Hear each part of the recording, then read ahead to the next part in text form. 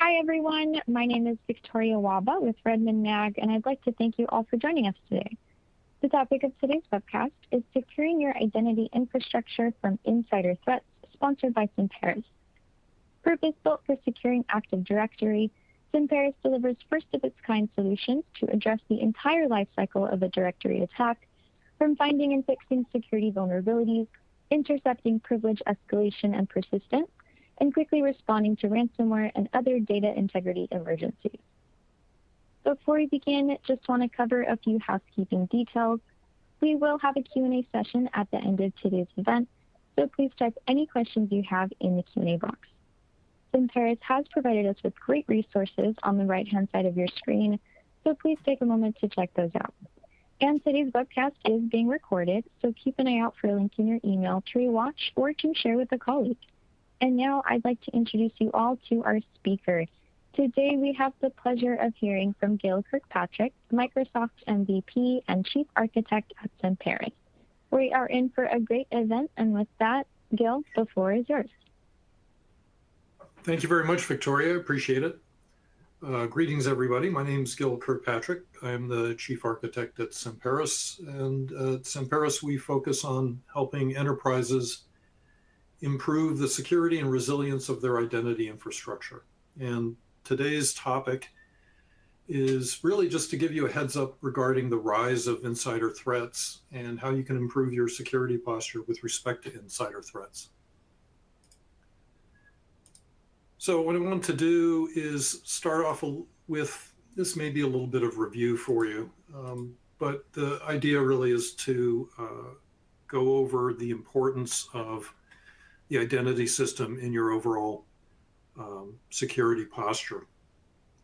You're certainly aware of how important your identity infrastructure is, and with the move to the cloud, everybody has adopted some level of cloud integration, whether it's virtual machines or platform services or full-blown applications. With the adoption of mobile devices, having a remote workforce, which was accelerated by the COVID pandemic, integrating partners and vendors and customers into your IT environment so that they can access important applications that you run for them. And then the whole notion of zero trust. All of those changes in the last, say, 10, 15 years has moved the control plane for your security from the networking infrastructure, where it used to be sort of routers and firewalls where you would control access primarily.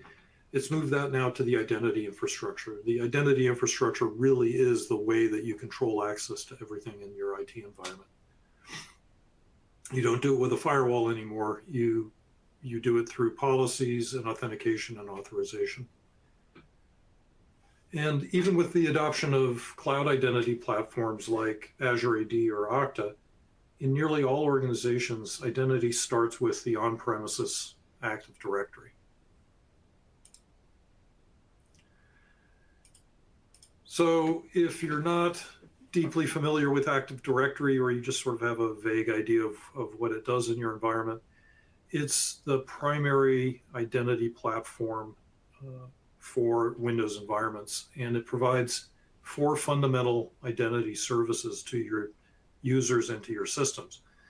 One is it's the authentication service. So it's the thing that makes sure that the device or user is who they claim to be. So that's what you're interacting with when you log in on your machine in the morning. It's also responsible for authorization, in the sense that group memberships in Active Directory are often used to control access to applications or control access to particular features in applications.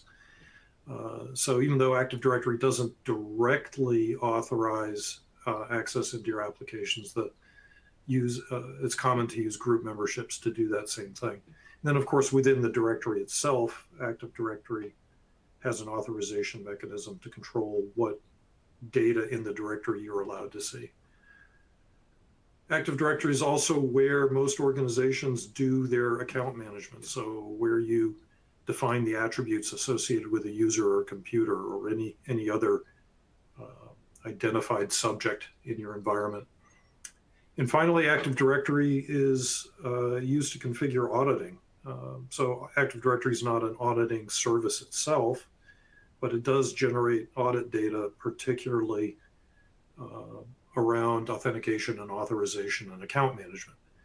So it's altogether provides all of the core identity services that an identity platform needs to provide to an organization. And even with people moving to cloud-based identity platforms like Microsoft Azure AD or Okta, Active Directory is still the primary identity system. It's still the authoritative identity system for this sort of hybrid identity environment. In general, most organizations continue to do their account management in the on-prem Active Directory and rely on a synchronization service like Azure AD Connect to propagate those account changes into the cloud. In a lot of cases, group memberships in Active Directory are reflected into group memberships or other authorization policies in the cloud as well. And that the group management continues to be done on-prem in the on-prem Active Directory. And most users, if they're working from a domain joined machine, say they're in the office or they're accessing the network through a VPN, they log in through Windows Active Directory, and then they get single sign-on using federation to their cloud applications and cloud services. And even the case where you don't have federated authentication, quite often enterprises will synchronize passwords or password hashes rather from the on-prem AD to Azure AD. And in that case, you get sort of a same sign-on behavior. Even if you're not logging in through Active Directory, you log in directly to Azure, but you're using the same password. So passwords continue to get managed in the on-prem AD. So the point of all this is that even if you have moved a substantial amount of your computing efforts to Azure or to some other cloud service, generally speaking, the on-prem Active Directory is still the authoritative identity platform. So let's take a look at what's going on with the internal threat in a typical enterprise. Now, when I started working with Active Directory, really goes back to the sort of mid to late 1990s. The main concern from a security standpoint for Active Directory in particular, and for data centers, enterprise data centers in general, was the insider threat and some sort of physical disaster. So the main concern was what happens when somebody runs a backhoe over the cable or over the fiber, or there's a power failure or a fire, or the other main thing was the disgruntled administrator scenario where an IT employee is unhappy with the organization and does some sort of damage. Those were the main security threats at that point in time. And that clearly has changed over the last 10 to 15 years, with the focus being much more on the external threat. But in the last few years, there's been a significant increase in attacks propagated by insiders as well. And that's really the subject of the talk today. So I'd like to start off with clarifying some terminology to make sure we're all sort of on the same page. If you go to the CISA website, so that's the Cybersecurity and Infrastructure Security Agency for the US federal government, they have a lot of really good material on enterprise network and cybersecurity. Definitely worth taking a look at the different kinds of papers and presentations that they have. But they define an insider as a person who's trusted with access to sensitive systems and information, which is, I think, pretty much the commonly understood definition of an insider when we're talking about insider threats.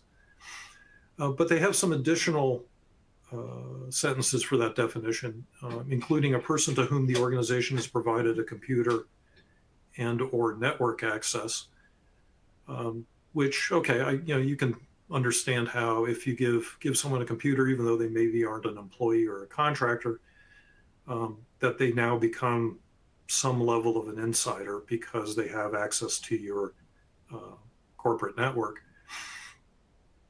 They also add in a person who develops the organization's products or services. And I thought that was kind of interesting. It sort of calls out the supply chain threat in a way that if you hire somebody to, for instance, build your website, even though they're not an employee and maybe don't have access to your corporate network, they are an insider in the sense that they have access to sensitive information that might be going through that website, and they have the opportunity to maybe subvert the security on that website. And then the last part of the definition that CISA has for an insider is someone who's knowledgeable about the organization's strategy, plans, internal processes, and organizational strengths and weaknesses. I think that's also interesting, but maybe not so relevant from a IT security point of view. And then when CISA starts talking about insider threats, they have a very concise definition: the potential for an insider to use their authorized access or understanding of an organization to harm that organization. So that, I think, is a pretty solid definition for an insider threat. That gives us something to go forward with as we talk about that. The kinds of attacks that an insider threat might induce really break into two categories. There's sort of the intentional malicious attacks, which is what we normally think of, I think, as an insider threat. And the other category is unintentional ones, where maybe it's because somebody was acting in negligence or did damage the organization in some sort of accidental way. And this is sort of the classic, oh, I fat fingered the employees OU and now no one can log in situation. The key thing to realize about both of these situations and just what makes an insider different from an external threat, if you look at it from the cyber kill chain point of view, an insider basically has already skipped the first three phases of the Lockheed Martin kill chain. They don't have to do reconnaissance, they don't have any weaponization to do, and they don't have to deliver any malware. They're already in the network, they already have access, and they're now in the position to either start causing damage or exfiltrating data. And that's the big difference between an insider threat and an external threat, is that you have much less visibility into their activities that would let you know that a threat is going on. So you don't have that opportunity to detect them breaking into the network or dropping malware on an endpoint. They're already in, they're already authorized, you already trust them. It's not until they actually start doing damage that you can detect that something else is going on.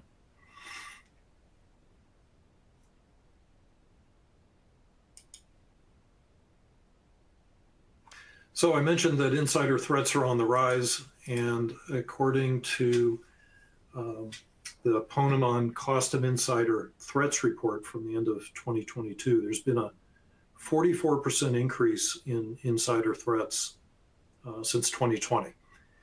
And that's pretty significant. Maybe even more interesting, and I'll get into this on the next slide, is the amount of money that insider threat attacks cause. So even though external malicious threats receive most of the attention in the media, we all know about ransomware and the threat actors that are acting on behalf of the Russian government or Chinese government, those sorts of things. Insider threats are on the rise as well, and that's something that we need to pay attention to. And the kinds of damage that they're doing sort of break down into two categories. There's theft, primarily data theft, where the attackers are stealing either raw data, might be sales data or strategy data, something like that, personal data for employees or customers, which they can then sell on the dark web, actually manipulating systems in order to steal money, so financial theft, and intellectual property theft, which stealing plans or diagrams or designs or anything else that would constitute intellectual property that the company finds valuable. And then the other category is sort of simple destruction and vandalism of IT systems, where someone might go delete the employee's OU, either, in this case, maybe intentionally, which then prevents everybody from logging in. You can think back to, gosh, when was that? 2019, there was a guy a system administrator who attacked the city of San Francisco by reconfiguring all the city's routers and changing the passwords on them. And he basically held the city's network environment for ransom. So those are the kinds of malicious insider threats that we'll talk about. Interestingly, from the Ponemon paper, they called out negligent insiders as causing about 56% of the incidents, and that surprised me.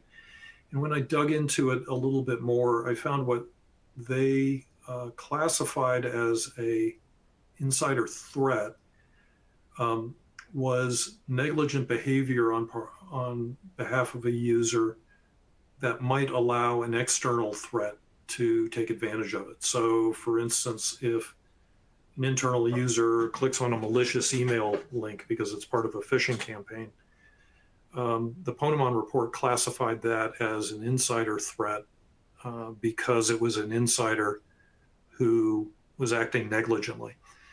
And that might skew some of the numbers that we talk about later. If you look at the Verizon data breach report, they talked about why these insider threats occurred.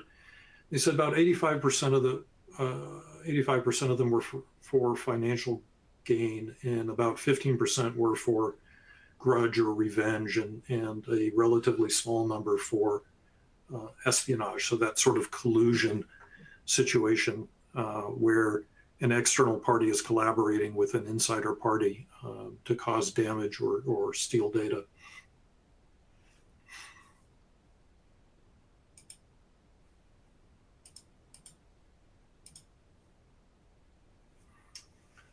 Another interesting thing about insider events is that they take roughly 3 months to contain. There's a range of sort of everywhere from a couple of weeks to 3 or 4 or 5 months.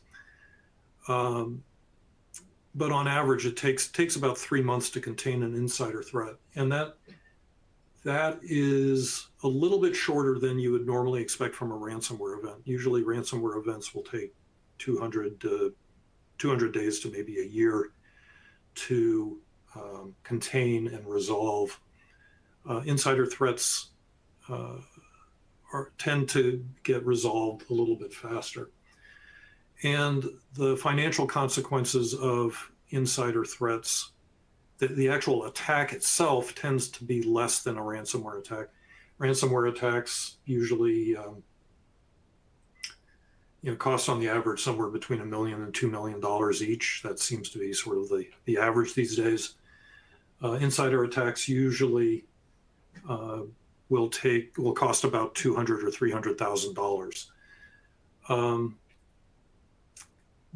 But what that doesn't take into account is all of the measures that organizations have to put in place in order to prevent insider threats. So all the internal security controls that have to be in place have a cost as well. And when you add up those, it ends up looking more like $17 million a year in terms of, for an average organization, in terms of the cost of trying to prevent and recover from an insider threat.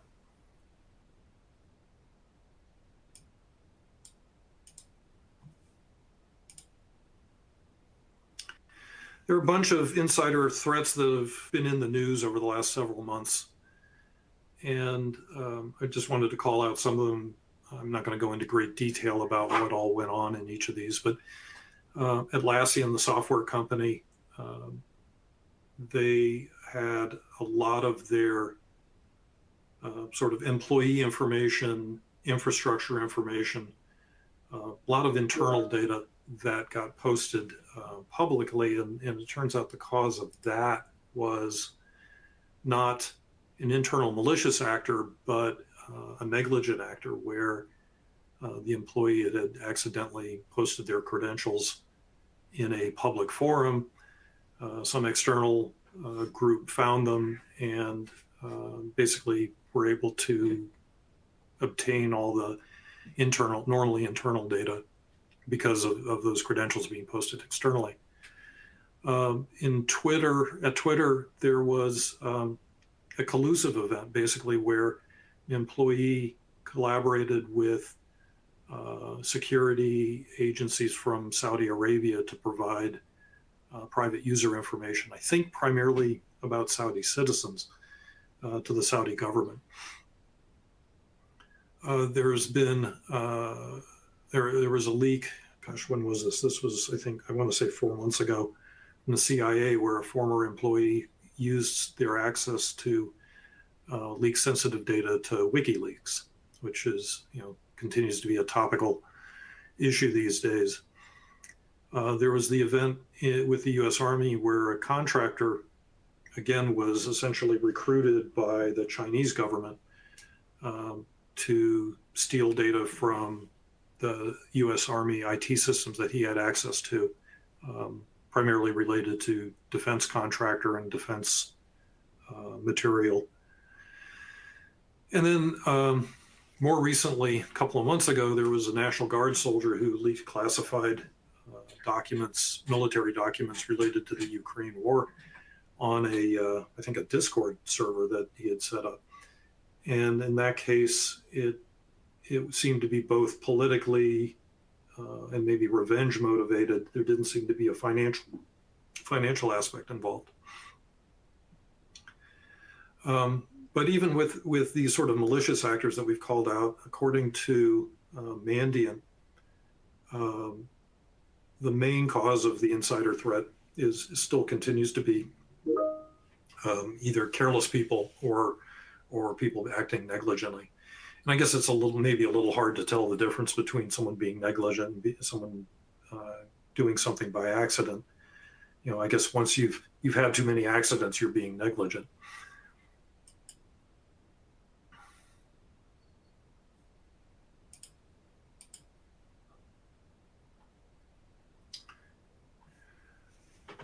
So in a lot of cases, sort of around 10%, well, this says 7%. I had originally read 10% of these insider attacks. There's more than one person involved, and that's where collusion comes in. And it's not necessarily an external actor. It can also be internal people colluding to either damage internal systems or IT systems or steal data and try to get some sort of economic gain from that. So it's something else to consider. It's not just a malicious it's not just an external actor like a competitor or a foreign government or something like that. It can also be a combination of employees, vendors who have access to systems, or contractors all working together basically for economic gain. So it's another situation to be aware of.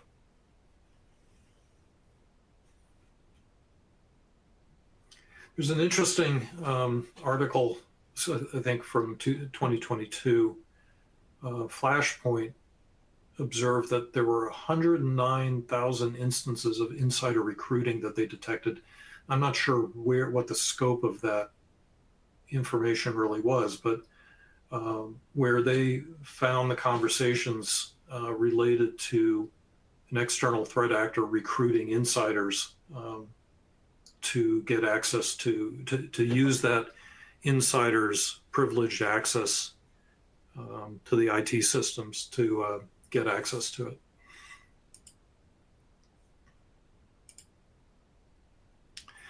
And Igor Baikalov, who's our chief scientist at Simperis, he was also the SVP of information security at Bank of America prior to coming to Simperis.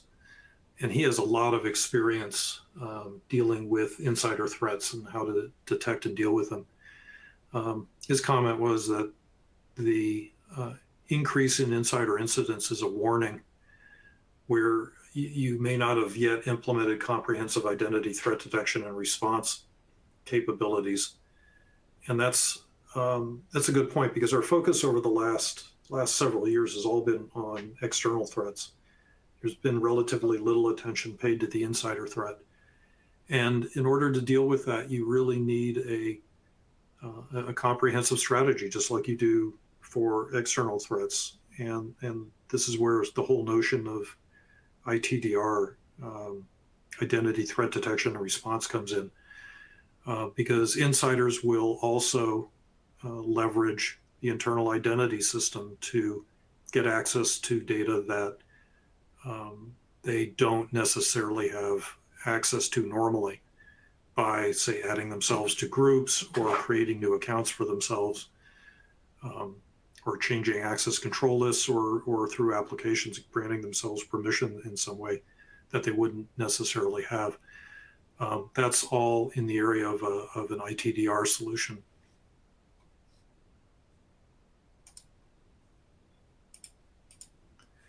So let's next take a look at some of the ways that you might detect the insider threat. I mentioned earlier CISA. They have a great guide on dealing with insider threats. It's called the Insider Threat Mitigation Guide. That's a great place to start. It's mostly focused on organizational and training kinds of things. It doesn't go into great depth in terms of technical solutions, but it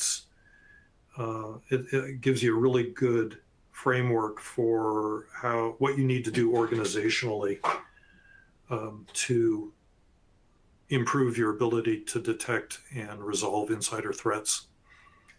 From a technical standpoint, probably the first thing you need to do is look at how you are managing privileges for your insiders today.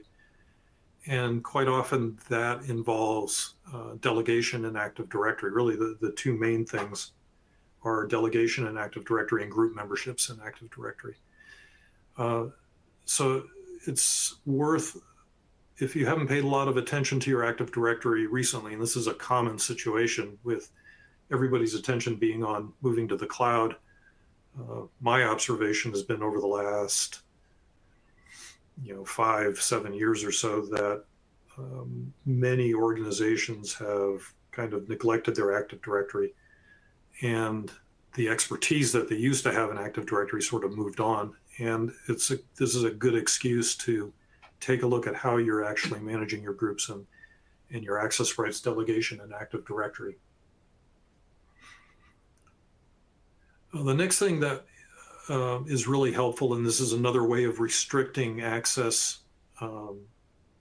to sensitive systems and data for your internal users, is take a look at privileged access management, or PAM solutions. Most PAM solutions will let you create privileged accounts, but actually control access to those privileged accounts by enforcing some sort of a workflow before a user can actually log in using that privileged account. So that means that you can put some sort of controls in place to reduce the risk of somebody misusing a privileged account, like a, say, domain administrator's account or an application administrator's account. By invoking some sort of a workflow, you can require another person's approval of before a person can actually use that account potentially maliciously. And that extra step goes a long way to making sure that you're not vulnerable to a single administrator taking advantage of their privileged access. So those two things, figuring out your groups and delegation strategy and looking into something like a PAM solution, help you on the front end of the problem, right? They restrict the scope of privileges that users get and reduce the likelihood that they will use those privileged accounts maliciously. On the back end of it, take a look at the kinds of data that you're collecting for audit purposes. And how, not only what data do you collect, but how do you inspect that audit data? How do you monitor it and maybe generate alerts based on that audit data? Because that gives you, if you're doing a good job of auditing activity, that gives you a leg up on detecting a malicious attack before it goes too far and causes lots of damage. There are lots of places where you need to take a look at the data that you collect for audit. Active Directory, so your Active Directory domain controllers, that has a lot of audit information that you can use to detect unusual patterns of behavior as far as authentication is concerned, and unusual patterns of account management, so creating new accounts or modifying groups and that sort of thing. But beyond that, you need to also look at improving the auditing you do on your file servers and improving the auditing that you collect from your sensitive applications and databases.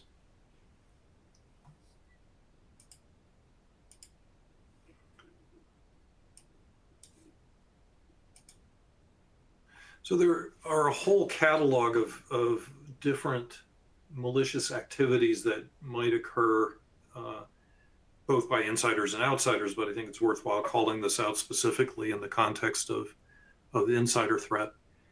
I'm not going to go into all the details about what you would need to detect all of these kinds of things. This is just really a shopping list of potential attacks that an insider might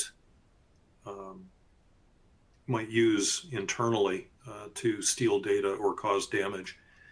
And you can use this list and then look at it from an audit standpoint and say, okay, what are the kinds of audit data that I need to collect in order to detect these kinds of attacks? You know, things like unusual protocols might be a networking audit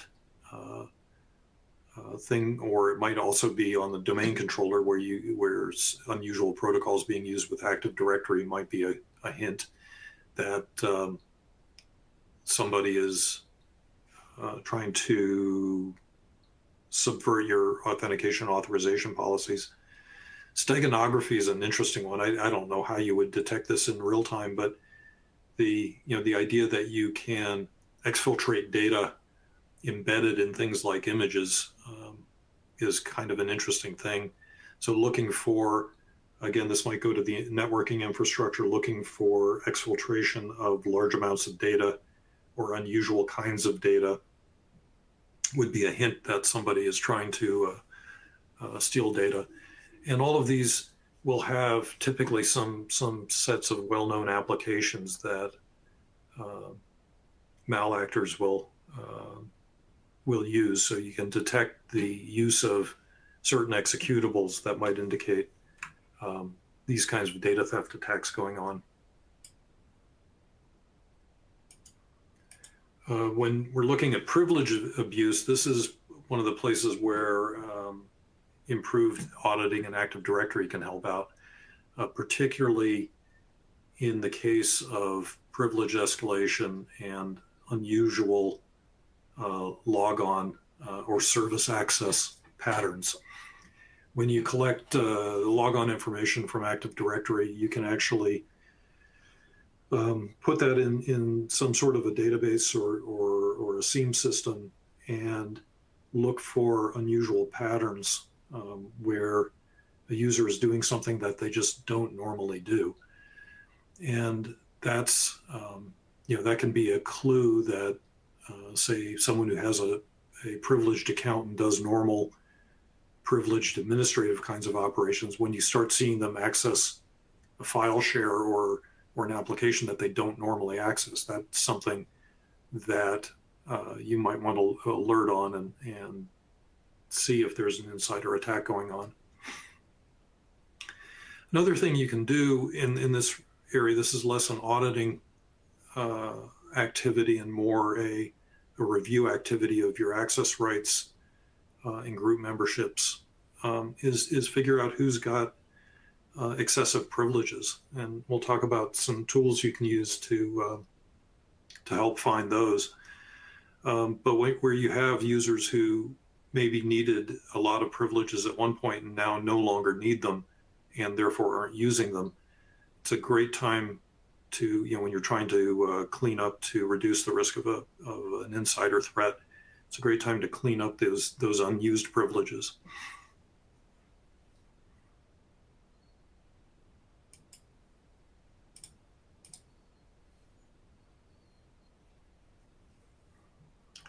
So sabotage is another category of malicious activity that you'll see from insiders.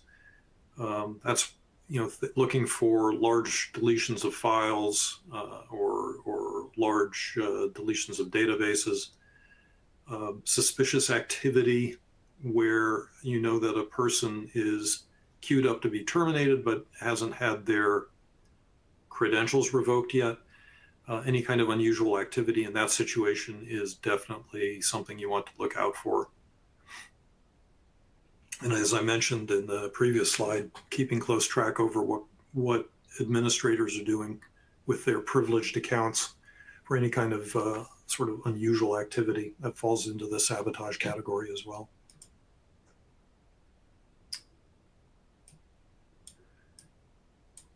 So at Semperis, we use this diagram to talk about the different phases of cyber attacks, both in the external threat discussion as well as the insider threat discussion. And it's patterned after the NIST cybersecurity framework. And in the first part of this are the activities that you perform before an attack. And that includes things like, so in the NIST model, that's where you identify, those are the identify and protect phases. That's where you do vulnerability assessments and look for indicators of exposure and indicators of compromise and monitor those things. And that's an area where Semperis can provide some help.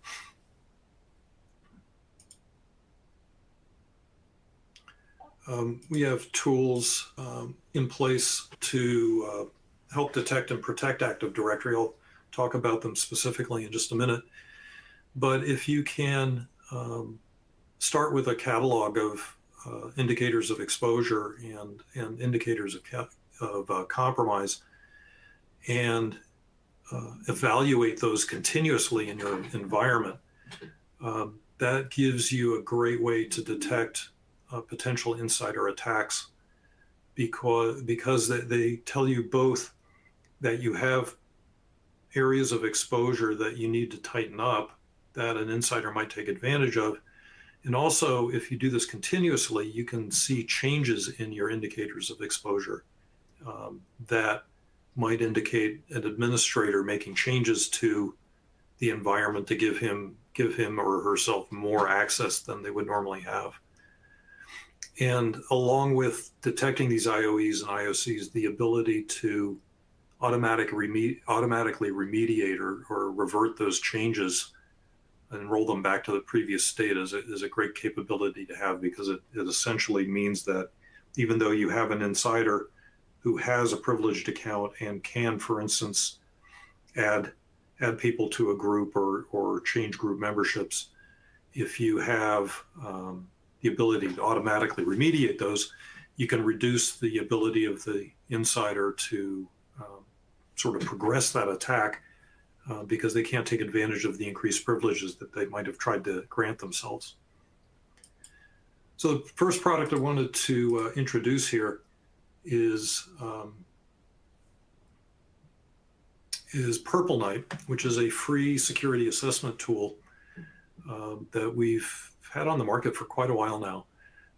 You just sort of sign up and download it, and you can run it in your Active Directory and Azure Active Directory environment.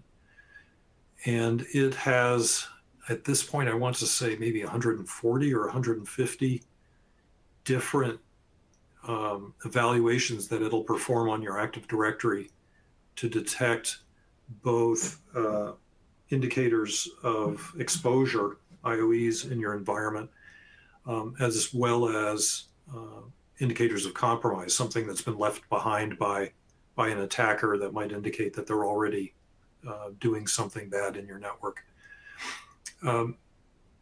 Purple Knight is focused on the identity platform, as we are at Semperis overall, and runs a bunch of tests on your on-prem Active Directory and your Azure Active Directory, and gives you a really easy to use report of all of the IOEs and IOCs that it found. And it gives you a neat scorecard that you can use both to provide that information to your management, as well as to prioritize the aspects of your Active Directory environment that you want to improve the security of. So as I said, you can download this for free. The scorecard that you get includes your score with respect to your AD infrastructure, the way you're doing delegation, group policy, Kerberos authentication security, and sort of overall account security. It's super simple to use. You don't even need a privileged account to run it. You don't need domain admin credentials or anything like that. And if you run this periodically, I know a lot of customers run this weekly or monthly, that gives you a great way to understand your current Active Directory security posture and make and prioritize the improvements you need to make to reduce the ability of insiders to take advantage of weak AD security. The second product I wanted to talk about is a relatively new one for us called Forest Druid. And instead of looking at the AD configuration to understand where AD is securely configured or not, it instead identifies the tier 0 perimeter in your Active Directory. So tier 0 are you could think of them as keys to the kingdom in your Active Directory, say domain administrator credentials, or the ability to log into a domain controller or something like that. And starting from there, it identifies all the potential attack paths that an insider or an outsider might take to escalate their privileges to become a domain administrator or have complete access to your Active Directory, which then gives them access to pretty much anything. And it does this by gathering up all the privileged information in your Active Directory and group memberships, and building a graph model that essentially prioritizes those attack paths that might end up in your tier 0 environment. And from that, you can see where individual users might have more privileges than they should, or even that you were aware of, because they might, for instance, have very sensitive privileges granted to them through some group membership that you weren't aware they actually had because it was given to them through some nested group membership.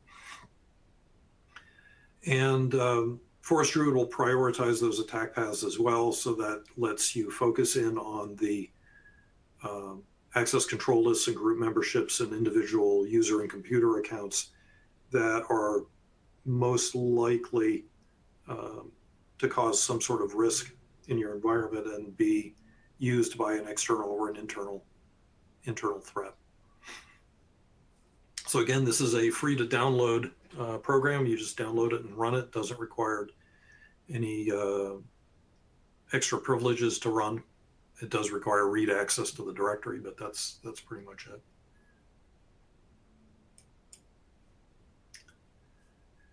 And next section here, I want to talk briefly about the kinds of responses that you can make to an insider threat. And when we're talking about responses, at this point, insider threats and external threats are pretty much the same. You've detected some sort of malicious activity or damaging activity, and you need to contain it and recover from it. And these are the last phases of the NIST cybersecurity framework, where you detect, or rather respond to the threat, and then finally recover from the threat.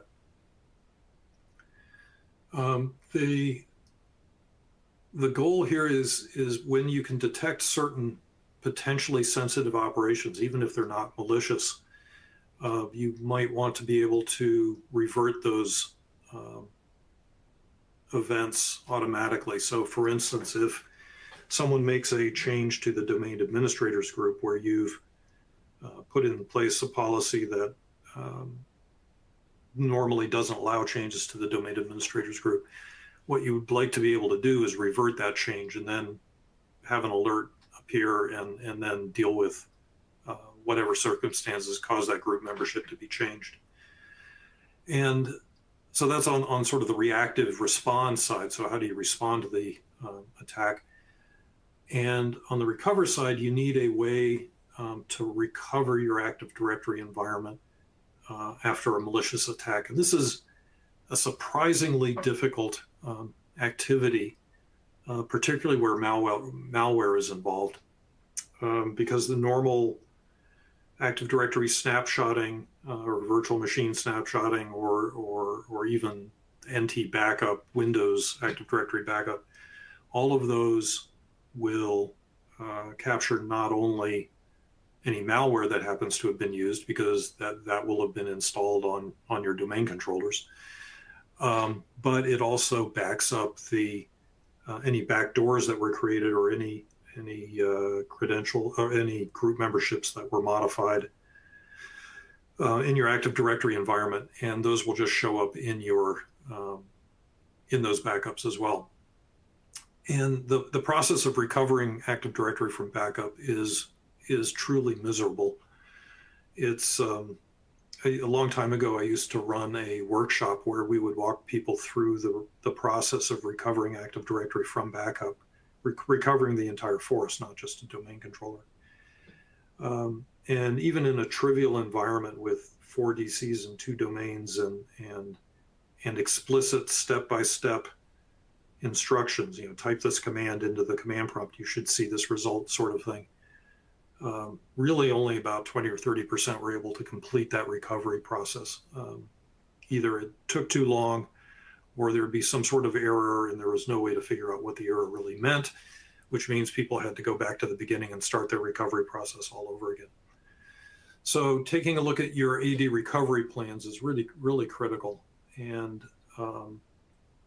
automating that process and having a way to recover your AD even in the event of a cyber attack that allows you to recover in an isolated environment so you can validate that the recovery process is really important.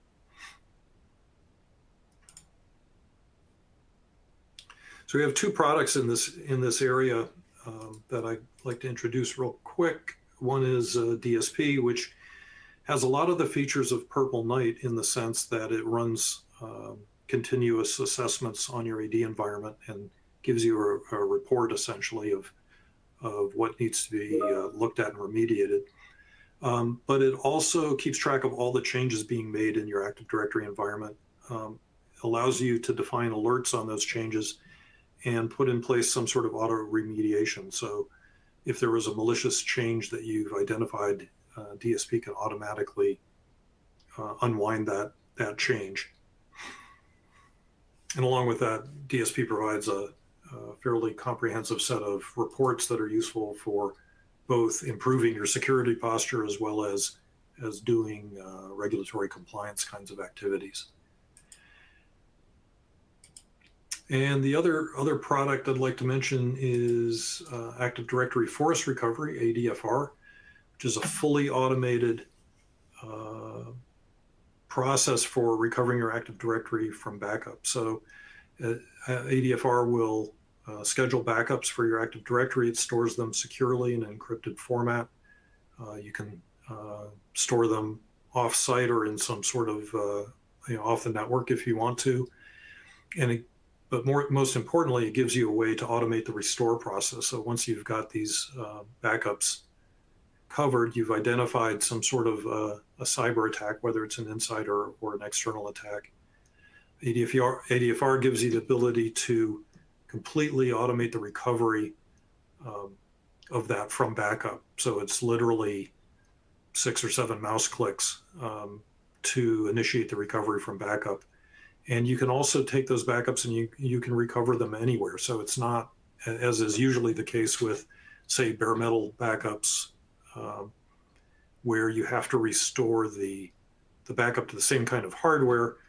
ADFR removes all those OS dependencies from the backup images. So you really are building new servers to recover to and then simply restoring the Active Directory contents rather than restoring all of Windows with all of the potential malware that those backups might have. The amazing thing, though, is how reliable and how quickly ADFR can recover your environment. It typically, if it would normally take you a couple of days to recover your Active Directory, you can expect ADFR would recover it in a couple of hours and reliably. So unlike the real world, where if you're trying to recover your Active Directory by hand from backup, the risk is there's a significant risk that it's not going to work right the first time around and you're going to have to do it again. ADFR, by automating that whole process and doing everything in parallel, makes it go really quickly and very reliably.